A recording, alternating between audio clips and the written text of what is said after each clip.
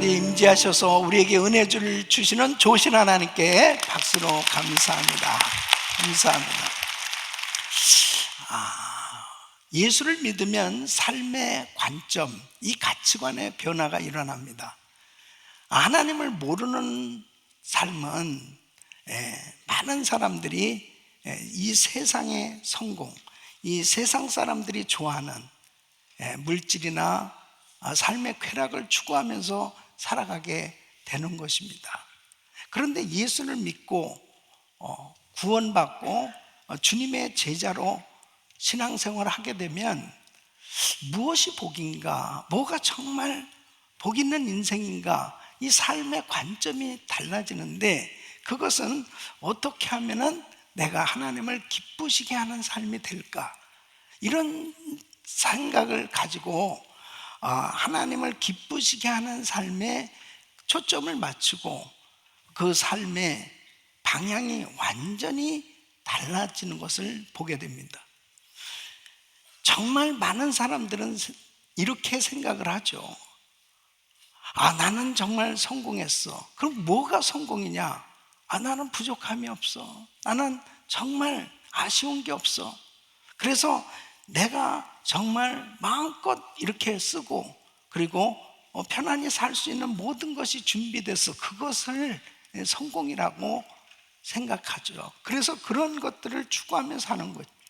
그리고 그 가지고 있는 소유를 통해서 어떻게 하면 내가 안락하게, 편안하게, 즐겁게 그냥 잘 살 수 있을까라고 하는 생각에 초점을 맞춰 살게 되는데, 주님을 만나고 난 다음에는 정말 복의 관점이 완전히 달라지는 것을 보게 됩니다.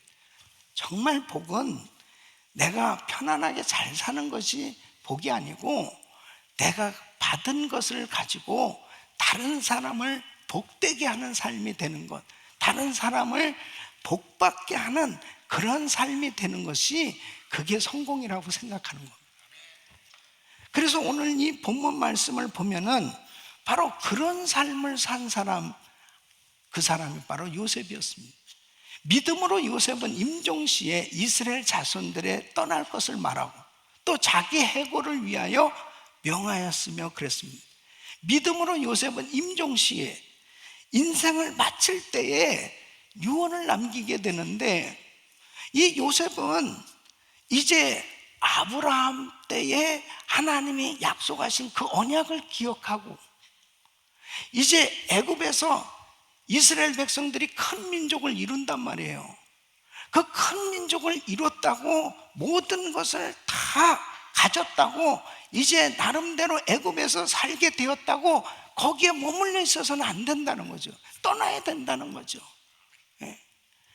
이것은 하나님의 약속인데, 이 백성들이 애굽에 사는 것이 복이 아니라는 거죠. 이제는 떠나서 하나님이 약속하신 그 땅으로 가는 것이 그게 복인데, 아무리 모든 것을 다 이뤘다 할지라도 이제는 떠날 때가 됐는데, 그 떠날 때는 반드시 자기의 해골, 이 유고를 가지고 떠날 것을 말합니다.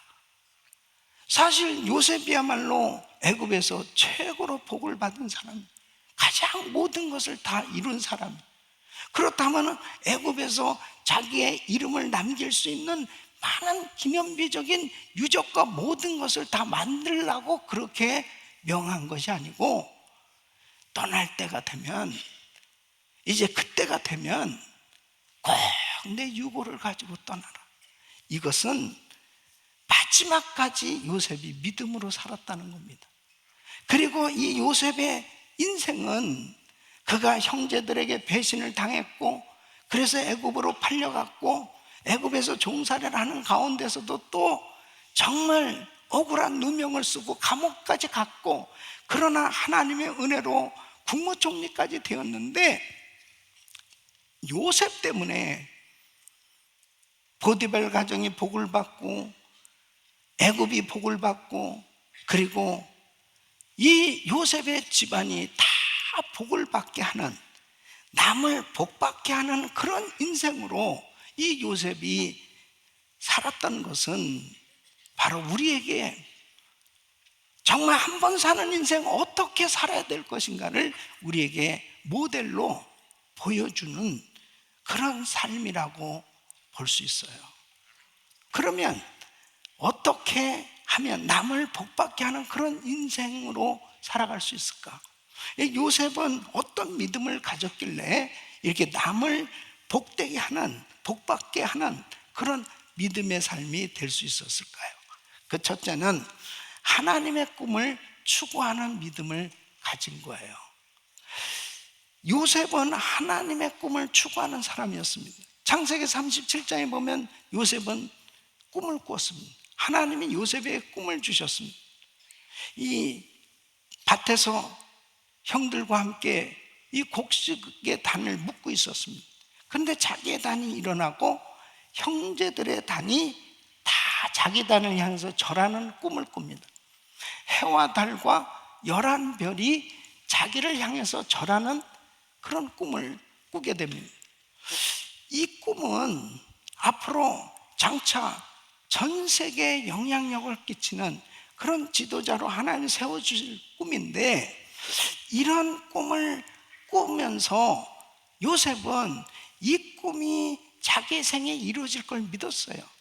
그 믿었다는 걸 뭘로 할 수 있냐? 그는 이 꿈 얘기를 계속 하게 됐는데, 창세기 37장 8절에 보면 자기하고 달리 자기와 가까이 살고 있는 형제들도 다 시기 질투했습니다. 그래서 내가 참으로 우리의 왕이 되겠느냐, 참으로 우리를 다스리게 되겠느냐 하고 그 꿈과 그 말로 인하여 그를 더욱 미워하였다는 겁니다. 꿈 얘기만 하면 좋은 꿈이잖아요. 이 동생이 좋은 꿈을 꿨구만. 야, 너 그렇게 됐으면 참 좋겠다. 그리고 격려해 준 사람이 한 명도 없습니다. 다 시기하였더라. 시기뿐 아니라 미워하였더라 그랬습니다. 결국 그 일로 인해서 요셉이 형들에게 죽일 뻔도 당하고, 그리고 애굽으로 팔려가는 그런 고난도 있었지만은, 어쨌든 이 요셉은 정말 자기에게 하나님 주신 이 꿈을 믿었어요. 여러분, 하나님께서 아무리 꿈을 주셔도 자기가 믿지 않으면은 그 꿈은 개꿈입니다. 예? 많은 꿈을 꿔도 그 꿈이 내게 이루어지지 않으면 개꿈이죠. 그거는 아멘이 아니지. 어쨌든 여러분들은 꿈을 꾸고 계십니까? 자, 우리는 성경을 통해서 꿈을 꾸는 법을 터득해야 됩니다. 하나님은 성경 말씀을 통해서 창세기부터 요한계시까지 완전 계시는 하나님 말씀을 통해서 우리에게 계속 꿈을 주고 계세요. 이 성경을 통해서 하나님은 우리에게 꿈을 주시는데, 어떤 꿈을 꾸느냐? 믿음으로 승리하려는 꿈을 꾸셔야 돼요. 이 히브리서 11장 1절 말씀 보면 믿음은 바라는 것들의 실상이요 보지 못하는 것들의 증거라고 그랬습니다. 자, 바라는 것, 보이지 않는 것은 이 앞으로 될 일이죠. 그러니까 꿈이라는 것은 지금 현실이 아니에요. 그런데 그 꿈이 현실로 이루어지는 것은 믿음을 통해서 이루어지는 거예요. 저와 여러분에게 하나님은 믿음을 주셨습니다. 지금 현실적으로는 전혀 불가능해요. 그러나 전능하신 하나님이 역사하시면 내가 소원하고 바라는 그 모든 것들이 현실로 이루어질 것을 믿는 그 믿음으로 승리하라는 꿈을 꿀 때 내 믿음대로 될지어다.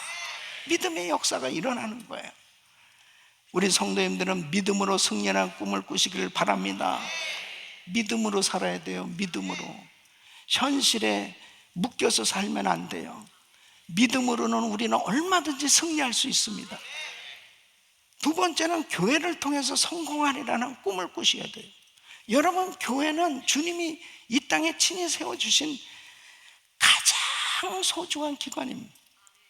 교회는 신령한 셈터의 진정한 안식처의 천국의 모형입니다. 이 교회를 통해서 하나님은 성도들에게 복을 주신단 말이에요. 그래서 계시록 2장 1절에 보면 에베소 교회 사자에게 편지하라. 오른손에 있는 7뼈를 붙잡고 7 금촛대 사이를 거느시는 이. 자, 7뼈는 7교회의 목사님이에요. 7 금촛대는 7교회를 의미합니다. 그러면 오른손에 있는 그 오른손은 하나님께서, 우리 주님께서 하나님의 종을 오른손에 붙들고 계신 모습이에요. 7 금촛대 사이로 다니시는 이가 가라사대 바로 교회 가운데 우리 주님이 임재해 계신다는 거예요. 그렇다면 우리 교회 지금 우리 주님이 임재해 계신 줄 믿습니다. 바로 그 주님이 친히 말씀을 주신단 말이에요. 그래서 계시록 2장 7절에 보면 귀 있는 자는 성령이 교회들에게 하시는 말씀을 들을지어다. 그러니까 교회에 성령님께서 말씀을 주고 계신 거예요. 그러므로 여러분, 하나님의 교회에서 하나님의 음성을 듣고 하나님의 말씀을 통해서 하나님의 음성을 듣고 그 주님의 만져주심과 주님의 역사하심을 경험할 수 있는 이 교회는 너무 소중한 것입니다. 정말 우리 주님을 섬길 때 가장 귀한 주님, 그 주님을 섬길 때 교회를 통해서 우리 주님을 만나고 주님을 섬기는 그런 은혜가 있기를 축원합니다. 평생에 여러분의 교회가 가장 하나님께서 부어주신 은혜로 이 축복된 그런 장소로 하나님을 만나는 그런 장소가 되어졌을 때 하나님의 꿈이 여러분들에게 이루어질 줄로 믿습니다. 세 번째는 세계를 향한 꿈입니다. 우리 예수님은 제자들에게 사역의 범위를 분명히 알려주셨습니다. 마태복음 28장 19절에는 너희는 가서 모든 족속을 제자로 삼아, 모든 민족. 또 마가복음 16장 15절에 보면 너희는 온 천하에 다니며 만민에게 복음을 전파하라. 온 천하 만민. 사도행전 1장 8절 보면 성령이 너희에게 임하시면 너희가 권능 받고 예루살렘 온 유대 사마리아와 땅끝까지 증인이 되라는 거예요. 그러니까 예수님의 제자들은 예루살렘, 유대,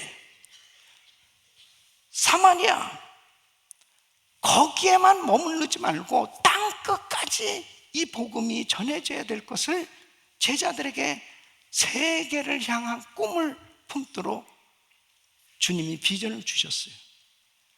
그리고 그들은 다 세계의 선교사가 되었고 그 복음이 우리에게까지 전해진 줄로 믿습니다. 두 번째는 하나님과 동행하는 믿음을 가졌습니다. 창세기 39장 2절을 보면 여호와께서 요셉과 함께 하심으로 그가 형통한 자가 되어 그랬습니다. 이 요셉은 하나님과 동행하는 삶이었습니다. 그럼 하나님과 동행하는 삶이라는 건 뭐냐면 바로 주님 앞에서 사는 믿음을 가졌다는 거예요. 여러분, 요셉이 어떤 믿음이었냐? 그런데요, 하나님 앞에서의 자기가 신앙적으로 살려고 하는 그런 믿음을 가진 거예요. 요셉이 보디발의 가정에서 나름대로 성실하게 일하고 하나님께서 은혜를 주셔서 가정 총무까지 됐습니다. 정말 이 보디발이 인정하는 그런 직원이 된 거예요. 그래서 다 모든 집안의 일들을 맡겨줄 만큼 그렇게 신이 많은 그런 사람이 됐습니다. 이제 뭔가 자리를 잡았는데 어느 날부터 이 보디발의 아내가 머리에 후카시를 주고 입술에는 새빨갛게 자꾸 바르고 치마는 자꾸 올라가기 시작하면서 자기 앞에서 자꾸 자기를 유혹하니, 아니 요셉이 지금 또 총각 아닙니까? 너무너무 힘든 시간이었어요. 그런데 창세기 39장 9절에 보면 요셉이 보디발의 아내한테 이렇게 이야기를 합니다. 이 집에는 나보다 큰 이가 없습니다. 주인이 아무것도 내게 금하지 아니하였어도 금한 것은 당신뿐이오니 당신은 자기 아내임이라. 그런즉 내가 어찌 이 큰 악을 행하여 누구에게? 하나님께 득죄하리까. 하나님 앞에서의 삶이에요. 하나님 앞에서의 삶. 아니 요셉씨, 당신하고 나하고 딱 둘밖에 없어. 여기 지금 보이는 사람 한 명도 없어. 그냥, 뭘 그냥이야. 지금 하나님 보고 계시네. 하나님 보고 계시네.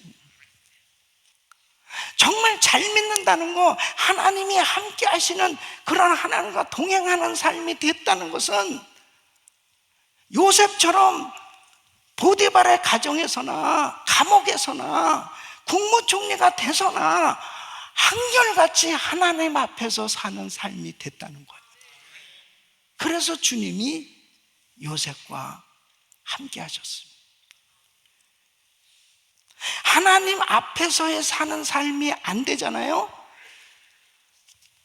가짜가 되기 쉽습니다. 그래서 창세기 39장 23절 보면 이는 여호와께서 요셉과 함께 하심이라 여호와께서 그의 범사에 형통케 하셨더라. 저와 우리 성도님들은 하나님 앞에서의 삶이 되려고 몸부림칠 수 있기를 바랍니다. 주님과 동행하는 믿음은 고난을 극복한 믿음이에요. 고난을 극복했습니다. 여러분, 주님과 동행하면 고난이 없습니까?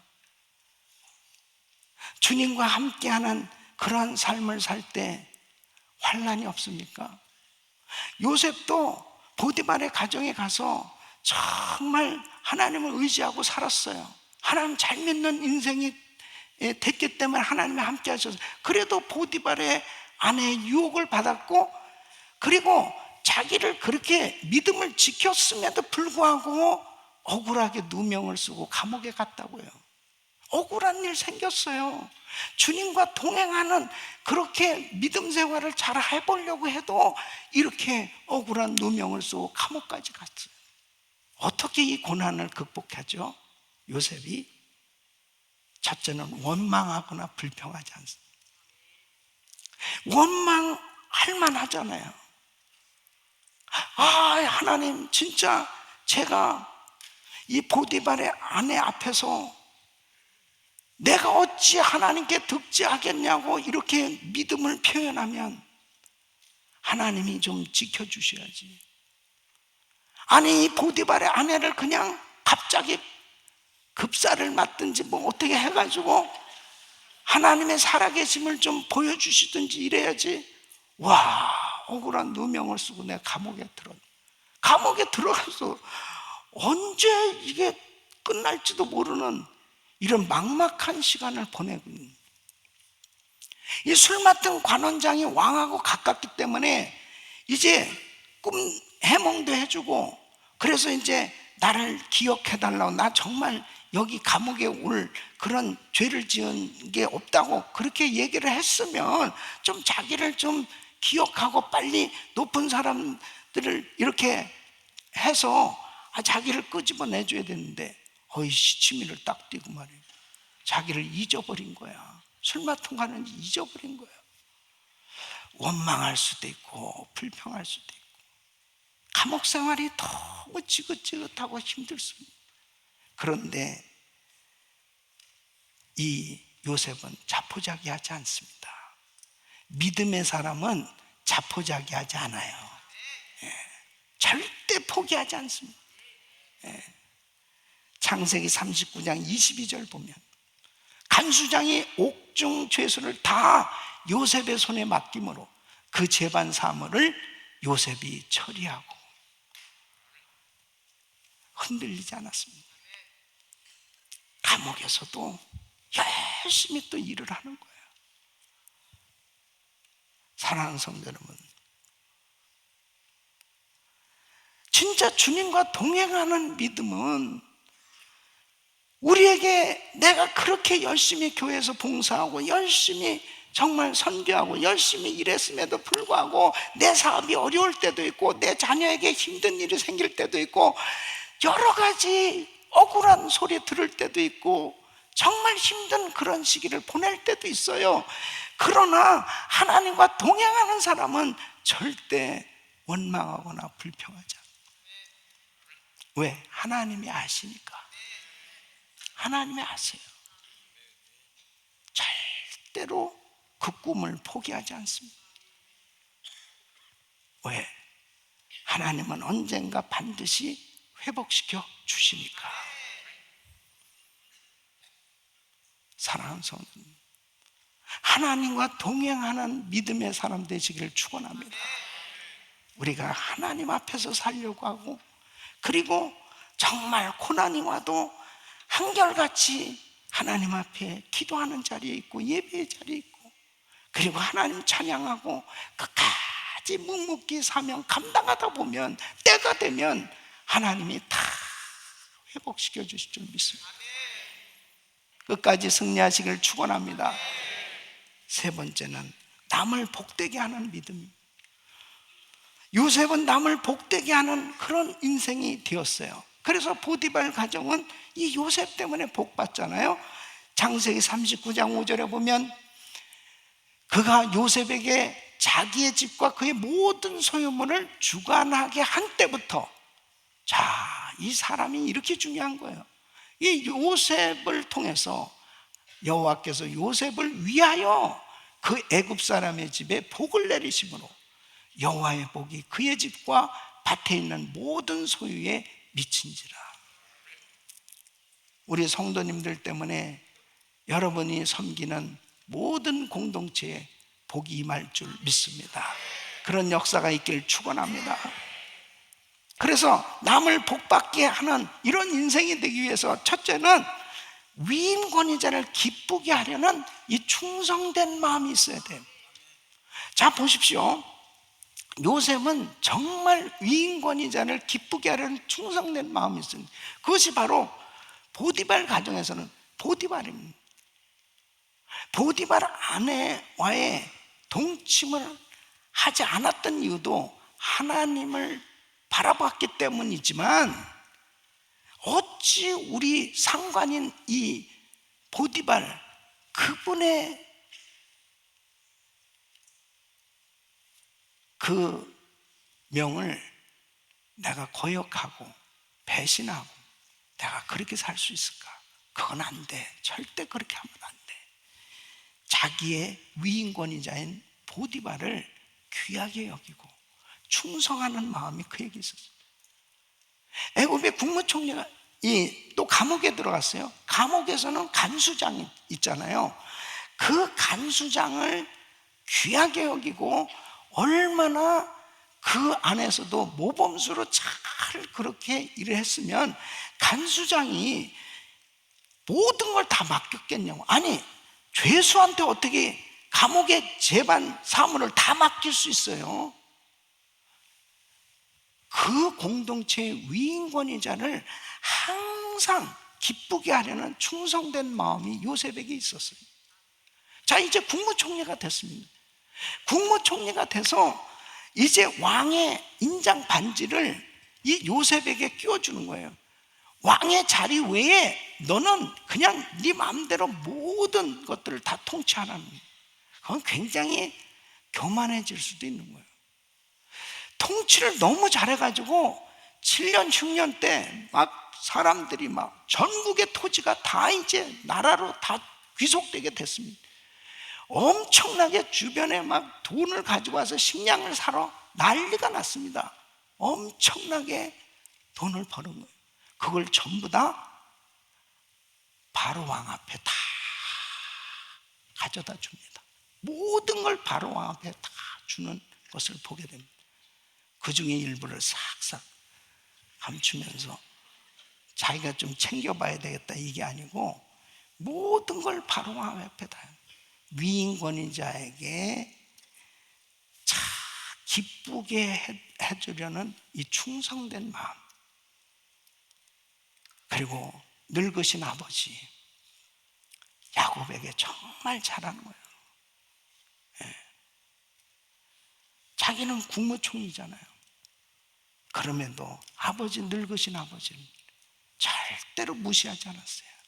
신앙적으로 돌아가실 때, 다 되었을 때 자기 두 아들을 데리고 아버지 앞에 가서 무릎을 꿇고 축복 기도를 받습니다. 이 위임 권위자를 기쁘게 하려는 이 충성된 마음을 가진 사람을 통해서 하나님의 복이 흘러가는 거예요. 그 공동체에 흘러가는 거예요. 그 하나님의 복이 흘러가는 겁니다. 여러분, 질서를 아는 겸손함이 있기를 바랍니다. 가정에서나 교회에서나 여러분이 섬기는 직장 어느 곳에서도 하나님께서 여러분들을 세우실 때 반드시 위임 권위자가 있어요. 그 권위자를 기쁘게 하려는 그런 충성된 마음이 있을 때 하나님께서 그 사람을 통해서 일하시는 거예요. 두 번째는 큰 믿음, 큰 마음, 이 넉넉한 마음을 가졌어요. 이제 야곱이 세상을 떠나게 됐을 때 그 형제들이 늘 불안해했던 마음은 뭐냐면 아버지가 살아계시니까 저가 보복하지 않는 거지, 아버지가 세상 떠나시면 틀림없이 우리 다 어려움 당하는 거 아니야, 이런 두려움이 있었습니다. 이제 아버지가 세상을 떠났어요. 그때 요셉이 창세기 50장 21절에 이렇게 말합니다. 당신들은 두려워하지 마소서, 내가 당신들과 당신들의 자녀를 기르리다 하고 그들을 간곡한 말로 위로하였더라. 자기에게 상처 준 사람 용서한다는 것은요,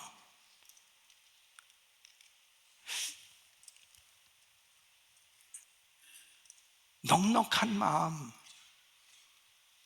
그리고 그게 바로 능력입니다. 능력. 사랑할 수 있는, 사랑하기 힘든 사람 사랑하는 그게 능력이에요. 그러니까 남을 복받게 하려면 주여 큰 믿음을 주시옵소서, 넉넉한 마음을 갖게 해주세요. 그래야 품을 수가 있어요. 그래서 빌립보서 4장 5절에는 너희 관용을 모든 사람에게 알게 하라, 주께서 가까우시니. 우리가 남을 복되게 한다는 것은 어려운 거, 큰일 하라는 거 아니에요. 나의 삶 가운데서 어떻게 하면은 내가 용서도 좀 해주고, 내가 좀 용납도 좀 해주고, 관용을 좀 베풀면서 사람들에게 그리스도의 향기를 바랄 때 사람들을 얻게 되는 줄로 믿습니다. 절대로 우리 성도님들이 정말 시기하고 질투하고 그리고 그렇게 형제들끼리 불편한 그런 관계를 가질 때 하나님이 참 기뻐하시지 않거든요. 이 요셉은 끝까지 형들을 품었어요. 조카들까지 내가 다 기르겠다는 거예요. 이런 넉넉한 마음을 가졌을 때 하나님께서 요셉을 통해서 그 담장을 넘어서 하나님의 복을 흘려보낼 수 있는 축복의 통로로 쓰신 줄 믿습니다.